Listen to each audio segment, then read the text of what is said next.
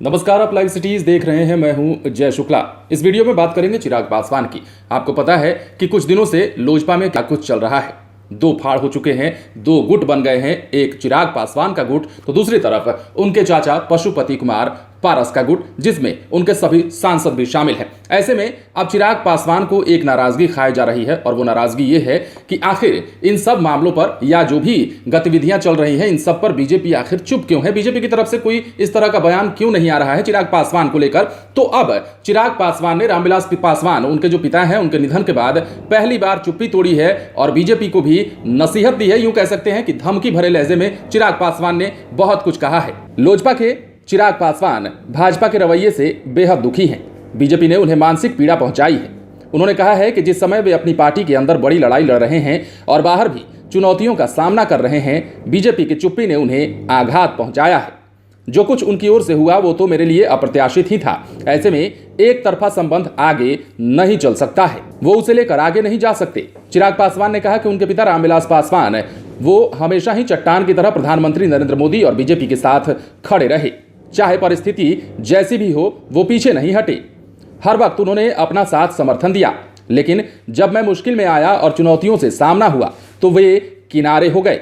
फिर तो हम सभी संभावनाओं पर विचार कर अपना रास्ता चुन सकते हैं। चिराग पासवान ने यह भी कहा कि चाचा पशुपति कुमार पारस कहते तो मैं खुद उन्हें केंद्रीय मंत्री बनने का प्रस्ताव नरेंद्र मोदी के समकक्ष रख देता। यदि वे कहते तो पार्टी की कमान खुद उन्हें सौंप देता। लेकिन दुख इस बात का है कि उन्होंने धोखा किया।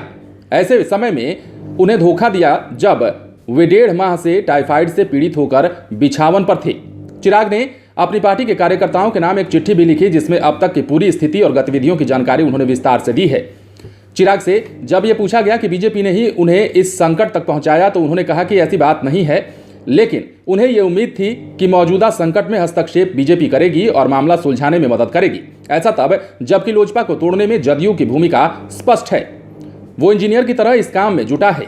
ऐसे में बीजेपी के हस्तक्षेप की उम्मीद तो मेरी थी ही, लेकिन उसने चुप्पी साध ली। इसने उन्हें बड़ी पीड़ा पहुंचाई है। बीजेपी ने इसे लोजपा का आंतरिक मामला माना और उसे उसी हाल पर छोड़ दिया। चिराग ने जदयू पर फिर आरोप लगाया है कि लोजपा तोड़ने में उनकी प्रत्यक्ष भूमिका है। ऐसा इसलिए भी है कि इस पार्टी का ऐसा इतिहास रहा है, वो पार्टियों को तोड़ने का काम करता रहा है। नीतीश कुमार कभी किसी दलित नेता को बढ़ता देख पसंद नहीं करते। उन्होंने पहले भी उनके पिता और लोजपा के संस्थापक रामविलास पासवान को कमजोर करने की कोशिश की थी। चिराग ने यह भी कहा कि पशुपति पारस को यदि बीजेपी आमंत्रित करती है और केंद्रीय मंत्रिमंडल में शामिल करती है तो ये उन्हें स्वीकार नहीं होगा। वे लोजपा का प्रतिनिधित्व नहीं करते।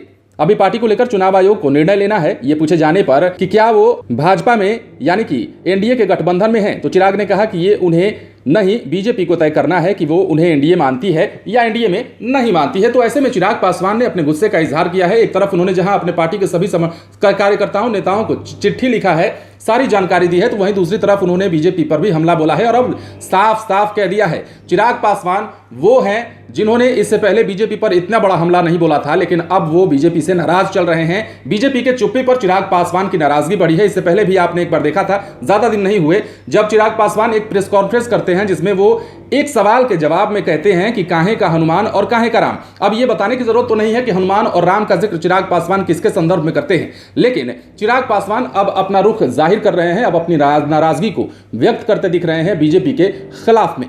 अब देखने वाली बात यह होती है कि यह सियासत आगे चलकर कौन सा रंग लेती है। आप बने रहें लाइव सिटीज के साथ, तमाम खबरें आपको देंगे, लेकिन उसके लिए हमारे चैनल को सब्सक्राइब करें। अगर आप ये वीडियो फेसबुक पर देख रहे हैं तो पेज को लाइक करें, इसके अलावा ट्विटर पर जरूर फॉलो करें। धन्यवाद।